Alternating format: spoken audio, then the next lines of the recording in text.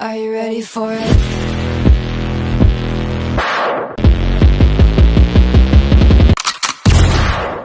What you looking for? It's me. The old me? It's a style.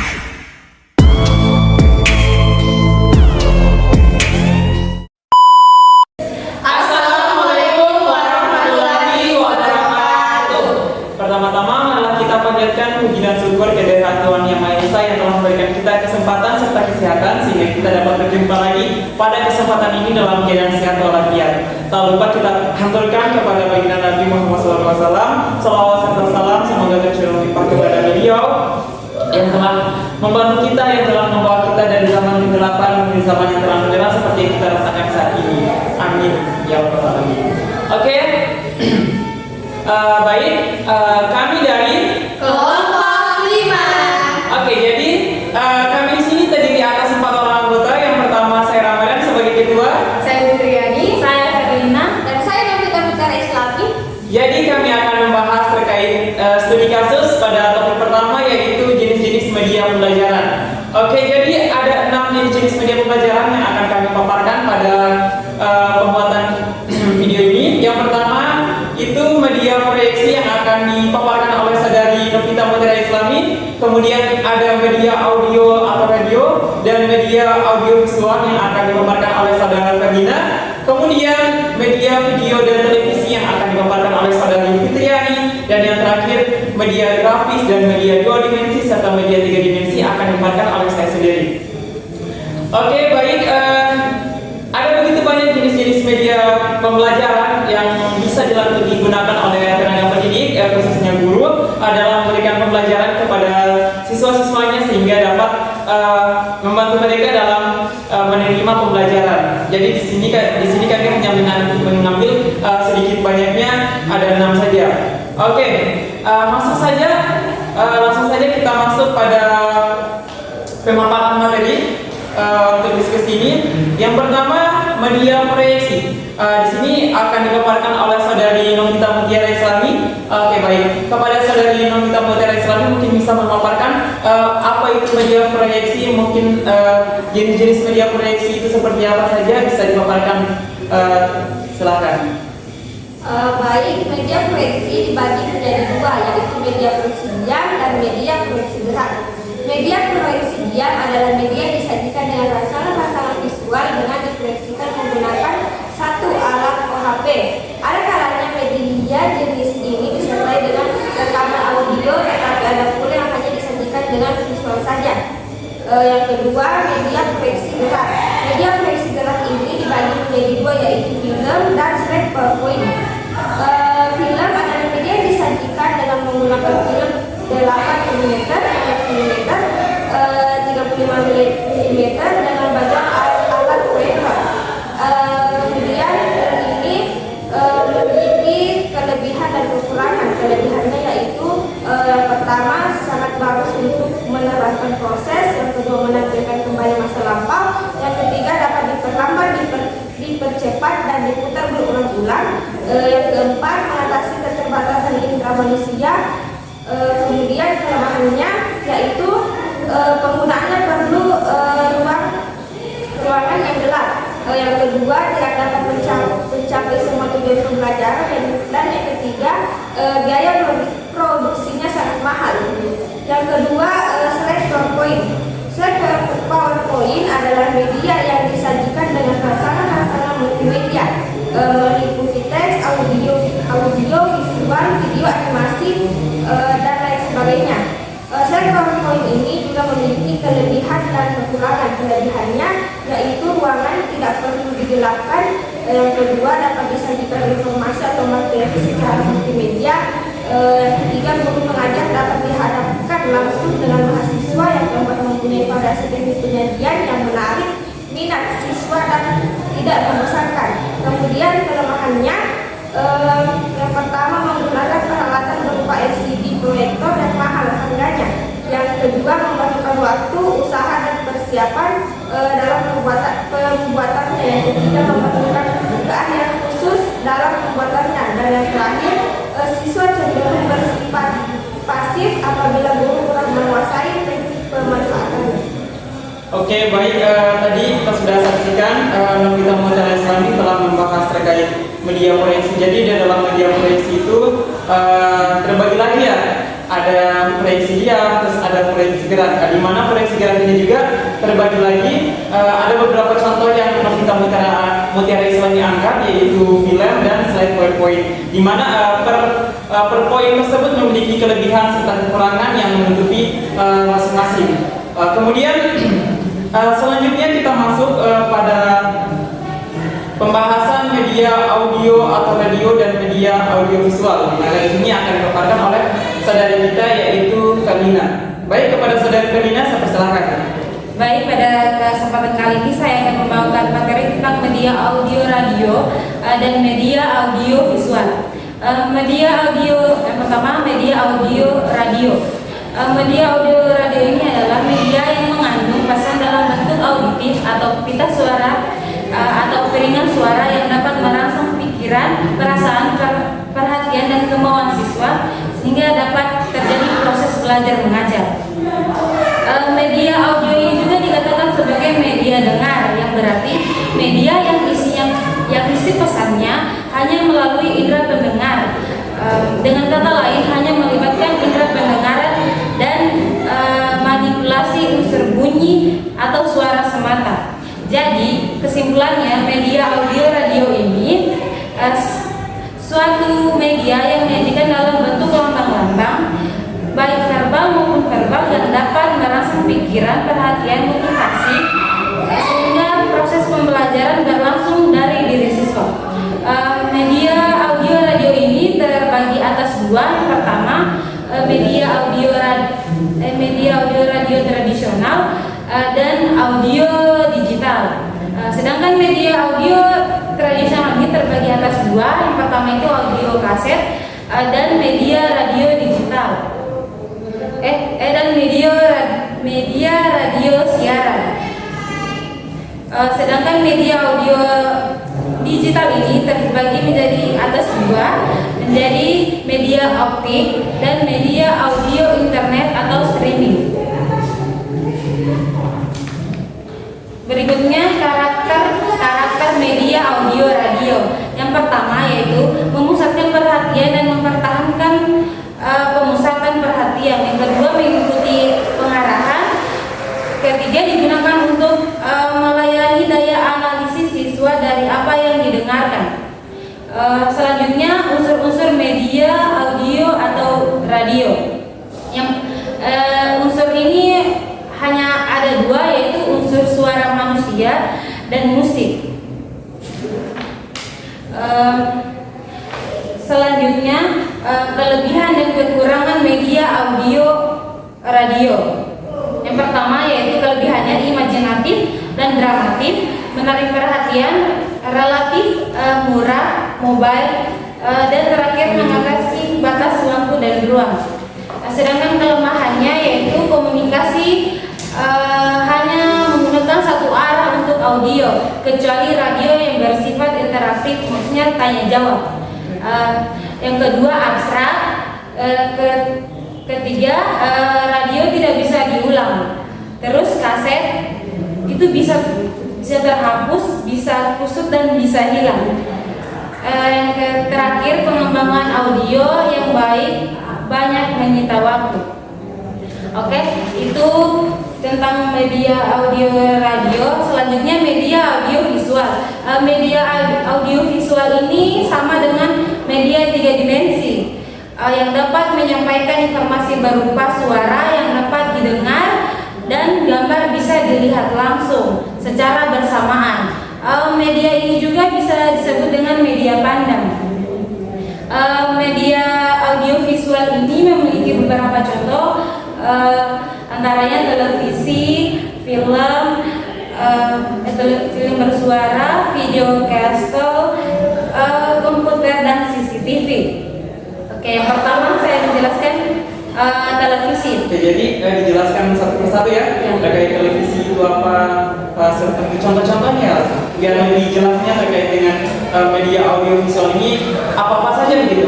Oke, baik, silakan. Yang pertama media televisi. Televisi ini dijadikan sebagai media pembelajaran karena pemirsanya dapat menambah pengetahuan sosial budaya, wawasan berpikir, sikap serta kemungkinan keterampilan lainnya. Media televisi ini memiliki beberapa kelebihan. Yang pertama, menyajikan gambar disertai dengan suara secara bersama-sama. Dua, sangat menarik perhatian bagi para penonton. Selanjutnya, merincikan rasa ingin tahu kepada anak-anak sehingga mendorong munculnya kreativitas anak. Selanjutnya, berita dapat disiarkan autentik dan selalu mutakhir. Dan yang terakhir, dapat menimbulkan keinginan untuk memperoleh pengetahuan dan keterampilan. Sedangkan kelemahannya itu program ini hanya melakukan komunikasi satu arah. Dan kedua, pembuat program terlalu memakan biaya yang sangat besar. Selanjutnya, media video caster. Yang ini berarti alat ini dapat merekam gambar dan suara dalam waktu secara bersamaan. Pada saat diperlukan, suara dan gambar telah direkam dan ditampilkan kembali atau dihapus untuk diganti dengan yang lain bila diperlukan. Karena mempunyai sifat yang demikian, maka media video caster ini dapat dijadikan sebagai media pembelajaran. Selanjutnya, CCTV. CCTV juga dapat dijadikan sebagai media pembelajaran karena proses kerjanya hampir sama dengan program televisi, mengambil gambar serta audio juga. Kelebihan CCTV ini, yang pertama, dengan CCTV memberikan kesempatan kepada siswa dalam jumlah yang lebih besar yang terbagi dalam beberapa ruangan. Yang kedua, siaran dapat tetap terkontrol oleh guru yang bersangkutan. Dan yang terakhir, mengatasi kekurangan guru dan sumber-sumber belajar lainnya. Dan yang terakhir itu film bersuara atau film bersuara dan komersial. Film bersuara ini dapat kita jumpai pada gambar hidup atau bioskop. Film ini dapat diputar di gedung bioskop, bersifat digunakan sebagai media bersuara, sangat tepat untuk pembelajaran, namun biayanya sangat mahal. Dan keuntungan film ini sebagai pembelajaran antara lain menyajikan suara dan gambar secara bersama-sama, menarik perhatian bagi para penonton, dan yang terakhir dapat mengatasi masalah tempat. Artinya bahwa televisi dapat menyiarkan kejadian-kejadian yang lain di lokasi, tetapi hasilnya dapat dinikmati di lokasi yang berbeda. Baik, mungkin itu saja yang dapat saya sampaikan pada materi kali ini. Saya kembalikan kepada moderator. Oke, jadi saudari kita tadi, Firlina sudah memaparkan terkait media audio radio dan media audio visual, ya, dimana kita tahu bahwa kemampuan seorang siswa ya dalam menangkap pengetahuan itu kan bermacam-macam, dan salah satunya bisa melalui audio dan bisa juga melalui audio visual. Oke, jadi ada banyak sekali yang tadi terkait media audio radio. Yang pertama ada yang namanya audio tradisional, kemudian ada audio digital, di mana di tradisional itu terbagi lagi ada kaset, ada siaran radio, kemudian di digital itu ada optik, kemudian media audio streaming. Media audio streaming ini seperti yang kita rasakan sekarang, seperti YouTube, kemudian Spotify ya sekarang yang bisa download kembali, dan siswa itu bisa memiliki kesempatan untuk mendengarkan ulang, misalnya tidak paham bisa mendengarkan ulang, sehingga pemaparan materi itu lebih baik lagi, lebih bisa mendapatkan informasi lebih baik lagi. Oke, kemudian ada karakter. Jadi masing-masing media itu memiliki karakter yang mendukung mereka. Kemudian ada unsur-unsur, di mana di sini unsurnya itu ada suara manusia dan musik. Jadi dalam audio itu pasti kita pakai suara manusia sehingga lebih bisa dipahami oleh siswa dalam memahami materi. Dan suara musik itu sebagai pendukung agar pendengar lebih tertarik. Iya, jadi di samping suara manusia juga ada suara musik ya yang bisa mendukung siswa. Kemudian pasti ada kelebihan dan kekurangan karena setiap media itu pasti memiliki itu untuk saling menutupi ya. Kemudian selanjutnya ada audiovisual atau media 3 dimensi. Iya. Oke, media 3 dimensi ini Saudari Ferdina tadi mengangkat cukup banyak contoh yang bisa digunakan.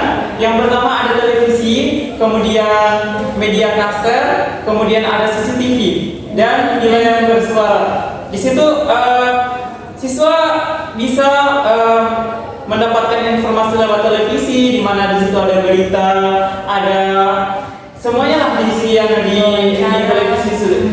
Diskusi, wawancara, media caster juga mendukung. Oke, jadi terkait media audio radio dan media audio visual itu sudah cukup baik ya, sudah dipaparkan oleh Saudari Ferdina. Oke, selanjutnya kita masuk pada media video dan televisi, di mana pada media video dan televisi ini saudari saya Fitriani yang akan memaparkan terkait bagaimana itu video media televisi, kemudian apa kekurangannya, terus contoh-contoh dalam media video dan televisi yang bisa membantu siswa dalam memahami materi pembelajaran. Oke, baik. Kepada saudari Fitriani, saya persilakan. Terima kasih. Jadi video adalah media audiovisual yang dapat digunakan untuk menyalurkan pesan serta dapat merangsang pikiran, perasaan, perhatian, dan kemauan belajar sehingga dapat mendorong terjadinya proses belajar yang disengaja, bertujuan, dan terkendali. Pesan yang disajikan itu bersifat fakta maupun fiktif, bersifat informatif, edukatif, dan instruksional. Karakteristik media video adalah sebagai berikut. Yang pertama yaitu dapat menggambarkan suatu proses secara tepat, dapat menyajikan peristiwa yang berbahaya bila dilihat secara langsung, dapat mengatasi keterbatasan jarak dan waktu, dapat diulangi bila perlu untuk menambah kejelasan. Yang kelima yaitu pesan yang disampaikan cepat dan mudah diingat. Berikutnya, mengembangkan pikiran dan pendapat para siswa, mengembangkan imajinasi siswa, memperjelas hal-hal yang abstrak, dan memberikan gambaran yang lebih realistik. Berikutnya, sangat kuat mempengaruhi emosi seseorang. Yang ke-10 yaitu sangat baik menjelaskan suatu proses dan keterampilan, mampu menunjukkan rangsangan yang sesuai dengan tujuan dan respon yang diharapkan dari siswa. Ke-11, semua siswa dapat belajar dari video, baik yang pandai maupun yang kurang pandai. Ke-12, menumbuhkan minat dan motivasi belajar. 13, dengan video penampilan siswa dapat dilihat kembali untuk dievaluasi. Oke, baik. Tadi saudari Fitriani sudah membahas terkait karakteristik yang menggunakan dari media video ini sendiri. Maksudnya apa sebenarnya spesifiknya media audio ini dalam membantu tenaga pendidik khususnya guru dalam memberikan pembelajaran pada siswa.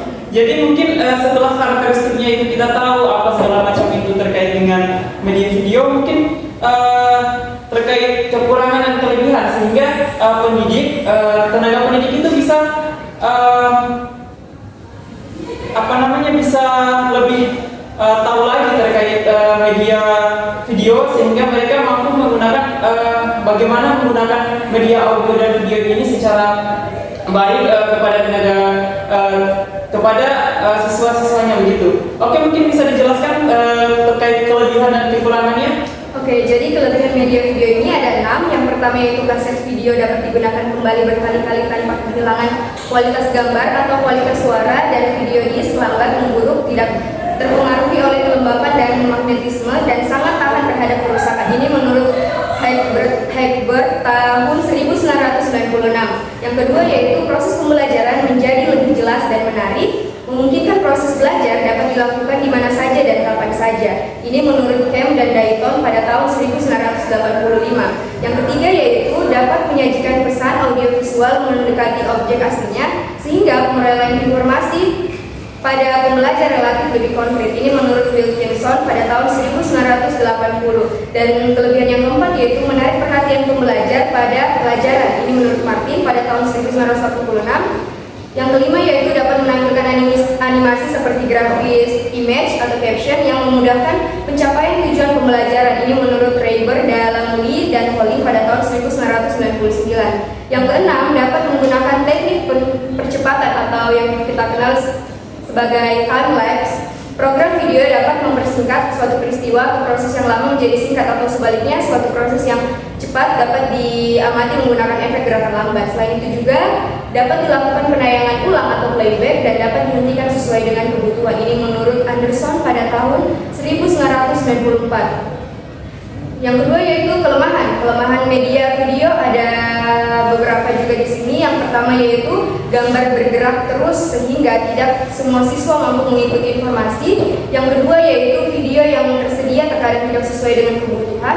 Yang ketiga yaitu ketika akan digunakan peralatan video tentu harus sudah tersedia di tempat penggunaan dan harus cocok untuk ukuran dan formatnya dengan pita video yang akan digunakan. Yang keempat yaitu menyusun naskah atau skenario video bukanlah pekerjaan yang mudah dan itu menyita waktu yang cukup lama. Yang kelima yaitu biaya produksi video sangat tinggi dan hanya sedikit orang yang mampu mengerjakannya. Yang keenam, layar monitor yang kecil akan membatasi jumlah penonton kecuali jaringan monitor dan sistem proyeksi video diperbanyak. Berikutnya yaitu jumlah huruf pada grafis untuk video terbatas, yakni separuh dari jumlah huruf grafis untuk film atau gambar diam. Berikutnya, bila Anda menggunakan grafis yang berwarna pada TV hitam putih, haruslah berhati-hati sekali. Contohnya warna merah dan hijau dengan kepekatan tertentu akan terlihat sama pada layar TV hitam putih. Sedapat mungkin usahakan membuat grafis dengan warna hitam putih atau kelompok abu-abu. Berikutnya yaitu perubahan yang pesat dalam teknologi menyebabkan keterbatasan sistem video menjadi masalah yang berkelanjutan. Berikutnya, video disk tidak dapat diedit atau dihapus menggunakan peralatan yang tersedia pada umumnya. Itu menurut Hackbrad pada tahun 1996 halaman 176. Mungkin itu yang dapat saya jelaskan mengenai kelebihan dan kekurangan media video. Oke, terkait media video tadi sudah dipaparkan bagaimana karakteristiknya, bagaimana pengertian dari media video itu dalam membantu tenaga pendidik lah dalam proses pembelajaran. Kemudian kelebihan dan kekurangan cukup banyak yang tadi dijelaskan, mulai dari kelebihannya, kemudian dari kekurangannya. Oke, selanjutnya kita masuk pada media televisi. Oke, di media televisi ini mungkin bisa dipaparkan juga bagaimana itu media televisi, kemudian karakteristiknya, contoh-contohnya, kelebihan dan kekurangan, sehingga kita di sini bisa paham apa saja itu media televisi begitu. Oke, baik. Jadi menurut Anita pada tahun 2009 istilah televisi terdiri dari kata tele yang berarti jauh dan kata visi yang berarti penglihatan. Jadi program televisi adalah suatu program yang memperlihatkan sesuatu dari jarak jauh. Nah, program televisi ini dapat dibedakan menjadi dua. Yang pertama yaitu jaringan televisi sekitar atau closed circuit television atau yang kita kenal sebagai CCTV. Jaringan televisi sekitar atau closed circuit television merupakan program televisi yang dioperasikan di kampus-kampus, sekolah-sekolah atau tempat lainnya. Yang kedua yaitu program televisi siaran atau television broadcast. Program televisi siaran atau televisi broadcast merupakan media komunikasi massa dengan ciri-ciri yang dimiliki oleh komunikasi massa sebagai berikut. Yang pertama yaitu berlangsung satu arah, kedua komunikator melembaga, ketiga pesan bersifat umum, keempat menimbulkan keserempakan, yang kelima yaitu bersifat heterogen. Nah, ada beberapa fungsi juga dari media televisi ini, antara lain yaitu fungsi penerangan. Stasiun televisi memberikan penerangan kepada masyarakat luas dengan cara menyiarkan peristiwa sesuai dengan kenyataannya. Yang kedua yaitu fungsi pendidikan. Media televisi merupakan suatu media yang dapat menyiarkan siaran pendidikan kepada khalayak dalam jumlah yang besar atau simultan.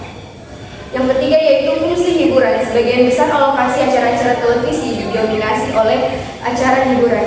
Ada beberapa kelebihan dan kelemahan media televisi. Antara lain kita bahas dulu tentang kelebihannya.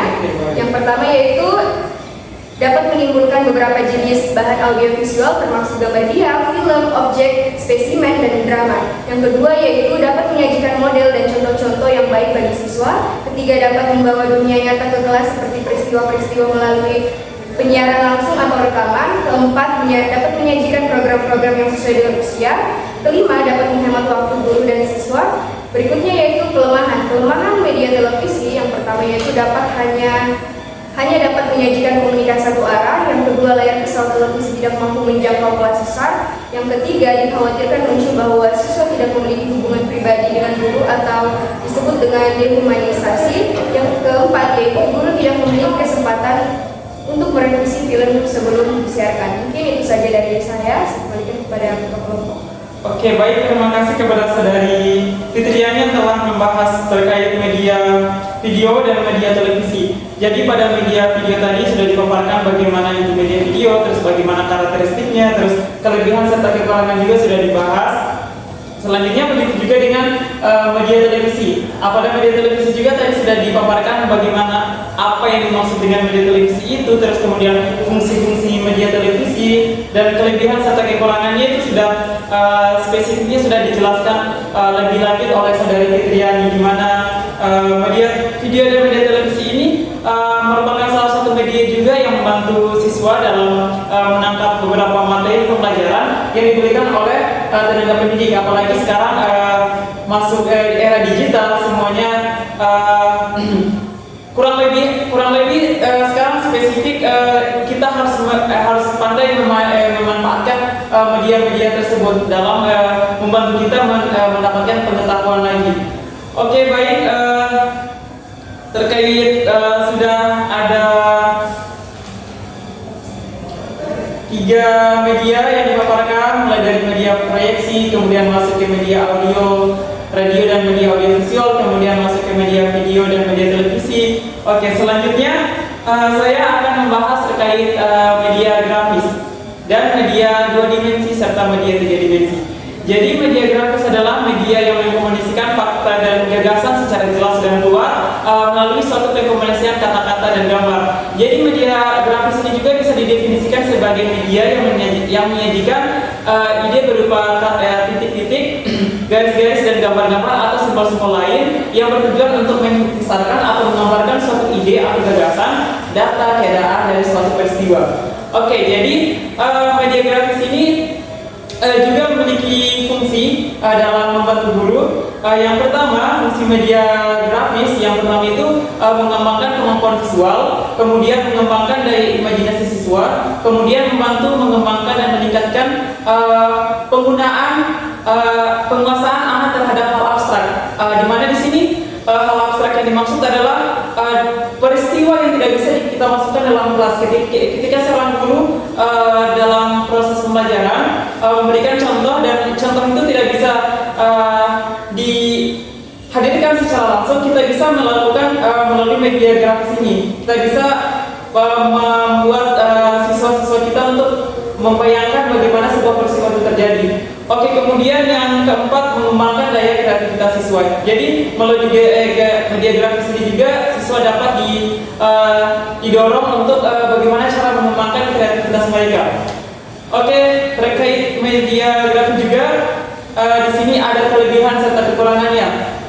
Kita bahas dulu yang pertama terkait kelebihan. Jadi kelebihan media grafis ini yang pertama itu biaya. Jadi berbicara media grafis, biaya yang bisa dikeluarkan kita relatif murah karena mudah didapat dan mudah digunakan. Kemudian realistis, kemudian memperbesar perhatian siswa, kemudian memperjelas penyajian informasi dan pesan, dan yang terakhir itu membantu mengatasi keterbatasan pengamatan. Kemudian kekurangan, di mana dalam setiap media pembelajaran pasti memiliki kekurangan juga, untuk saling menutupi lah antara kelebihan dan kekurangan. Oke, jadi media grafis di sini ada 3 kekurangan. Mungkin yang saya tahu di sini ada 3. Yang pertama, semata-mata hanya melalui medium visual. Kemudian yang kedua, ukuran gambar seringkali kurang tepat untuk pembelajaran kelompok. Jadi di sini pada pembelajaran kelompok besar kadang ukuran gambar yang disediakan oleh tenaga pendidik itu kurang memadai untuk mencakup seluruh siswa-siswanya. Jadi itu merupakan sebuah kekurangan yang harus diperbaiki oleh guru jika menggunakan media grafis. Kemudian memerlukan ketersediaan sumber, keterampilan dan kejelian guru untuk memanfaatkannya. Jadi media grafis ini juga harus membutuhkan bagaimana kreativitas guru, kemudian kejelian guru, serta ketersediaan sumber dalam membantu guru mengembangkan media grafis. Oke, kemudian ada banyak contoh dalam macam-macam media grafis. Jadi di sini ada 8 contoh media grafis. Yang pertama itu ada gambar, kemudian ada sketsa, ada diagram, ada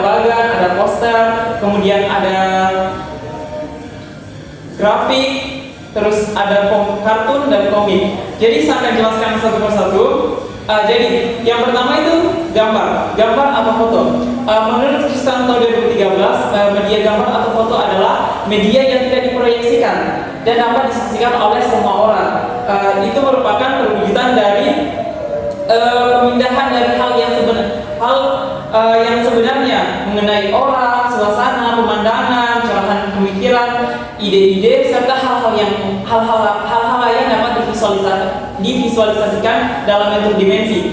Jadi fungsi gambar di sini adalah bagaimana cara kita menarik siswa dan mendorong siswa untuk lebih memahami materi pembelajaran melalui penggabungan hal yang konkret, hal yang abstrak menjadi hal yang konkret. Maksudnya bahwa jika kita memberikan pemahaman kepada siswa terkait materi tentang bentuk rumah, bentuk hewan, misalnya contohnya hewan ikan paus, di mana jika kita ingin siswa kita mengetahui bagaimana bentuk dari ikan paus tersebut, kita bisa memberikan gambar terkait ikan paus tersebut sehingga sang anak didik kita, siswa-siswa kita tidak semata-mata kayak menghayal saja. Jadi mereka bisa membayangkan, jadi yang dimaksud ikan paus ini seperti ini, warnanya seperti ini. Oke, baik. Selanjutnya yang kedua yaitu sketsa. Jadi sketsa itu adalah gambar sederhana atau draft kasar yang melukiskan bagian-bagian pokok tanpa detail. Di sini dia juga memiliki beberapa fungsi. Selain dapat menarik perhatian siswa, sketsa juga dapat menghindarkan dari verbalisme dan memperjelas pesan. Kemudian yang ketiga, diagram atau skema. Jadi diagram atau skema itu merupakan suatu gambar sederhana yang menggunakan garis-garis dan simbol-simbol untuk memperlihatkan hubungan timbal balik. Jadi jika kita gunakan dalam proses pembelajaran, diagram atau skema ini membantu tenaga pendidik bagaimana menjelaskan hal yang lebih luas, hal yang lebih kompleks menjadi hal yang lebih padat dan sederhana. Maksudnya hal yang luas tersebut sebisa mungkin sang pendidik buat padat dan sederhana sehingga siswa-siswa bisa lebih memahami. Tetapi ketika dalam proses penyederhanaan materi tersebut, intinya tenaga pendidik tidak boleh melewati tujuan dari materi tersebut dan arti dari materi tersebut bisa disampaikan secara jelas kepada siswa-siswa sehingga siswa-siswa tidak kekurangan terkait materi tersebut. Oke, selanjutnya yaitu bagan. Jadi bagan itu adalah pesan yang disampaikan biasanya berupa ringkasan suatu visual suatu proses atau pertumbuhan atau hubungan-hubungan butir-butir penting. Jadi di sini fungsi bagan adalah menyajikan ide-ide atau konsep-konsep yang sulit sehingga lebih mudah dipahami oleh siswa. Jadi bagan di sini membantu siswa memahami hal-hal yang sulit, di mana bagan akan menguraikan secara sederhana terkait hal-hal tersebut sehingga mudah dipahami dan dicerna oleh siswa. Kemudian selain berfungsi untuk menyederhanakan atau mengkomplekskan hal yang lebih luas, di sini juga bagan berfungsi untuk menunjukkan hubungan, perbandingan, jumlah, perkembangan, proses klasifikasi dan organisasi. Jadi di bagan ini terbagi ada beberapa jenis. Yang pertama itu ada bagan pohon, kemudian ada bagan arus, ada stream card, dan yang terakhir bagan garis waktu atau timeline card. Kemudian yang kelima grafik. Jadi di sini grafik adalah merupakan gambar sederhana yang menggunakan titik, garis, kemudian simbol verbal atau bentuk tertentu yang menggambarkan data kuantitatif. Jadi di sini garis-garis tersebut, titik tersebut, di mana bisa menjelaskan data kuantitatif. Jadi fungsi grafik di sini adalah bagaimana cara menjelaskan perkembangan atau perbandingan objek yang saling berhubungan. Kemudian ada beberapa jenis grafik. Yang pertama grafik garis, kemudian grafik batang, dan ketiga grafik lingkaran, dan yang terakhir grafik gambar. Kemudian yang keenam adalah poster. Poster itu adalah gagasan yang dicetuskan dalam bentuk ilustrasi gambar. Jadi poster itu adalah gagasan-gagasan, tetapi kita buat dalam bentuk ilustrasi gambar, sehingga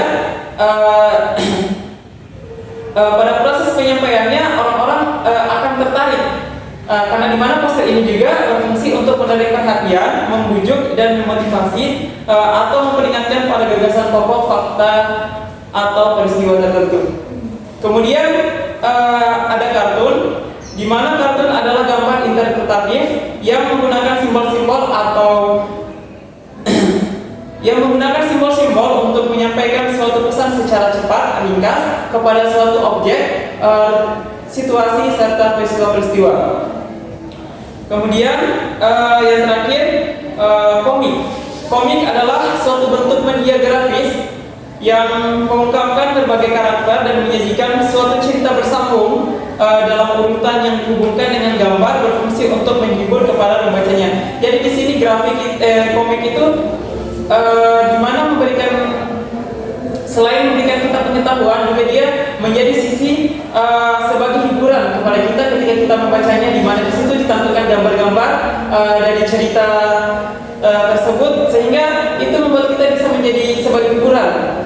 Oke, selanjutnya terkait media grafis, di situ sudah jelaskan ada 8 macam grafis, mulai dari gambar, terus sketsa, diagram, mata, bagan, terus grafik, poster, kartun, dan terakhir komik. Oke, selanjutnya masuk media 2 dimensi dan media 3 dimensi. Sebenarnya rekan-rekan sekalian juga tidak terlalu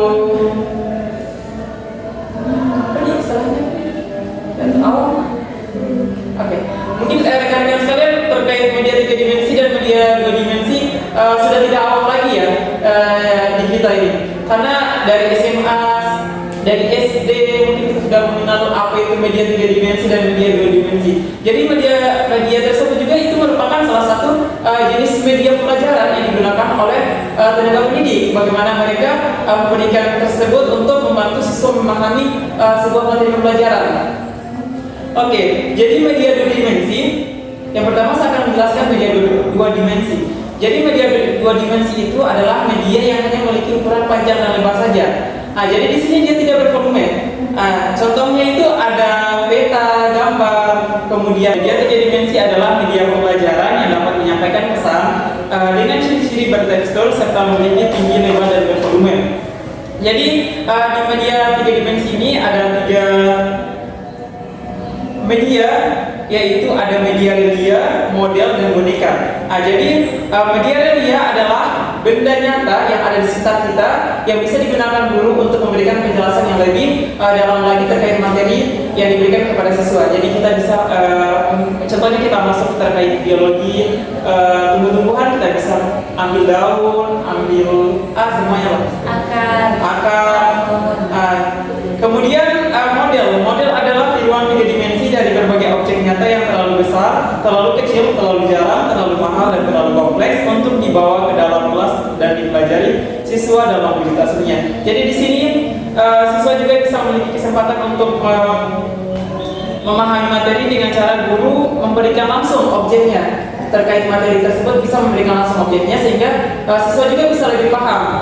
Oke, selanjutnya itu ada boneka. Boneka adalah benda tiruan dari bentuk manusia atau hewan yang dipergunakan untuk menyampaikan materi melalui format cerita. Itu seperti contohnya kita memahami mungkin ini pas pelajaran IPA. Iya, pas pelajaran IPA terkait dengan struktur patung. Iya, patung manusia. Jadi itu kan bisa mungkin dari jantungnya kita, ususnya kita, tulangnya kita, semuanya kita bisa dijelaskan di situ.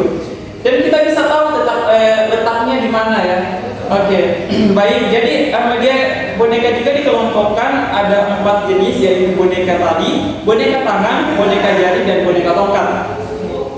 Kemudian media 3 dimensi memiliki beberapa kelebihan. Yang pertama, memberikan pengalaman secara langsung, dapat menjelaskan alur suatu proses secara jelas, kemudian dapat memperlihatkan struktur organisasi secara jelas, dan 4, konkret dan menghindari verbalisme.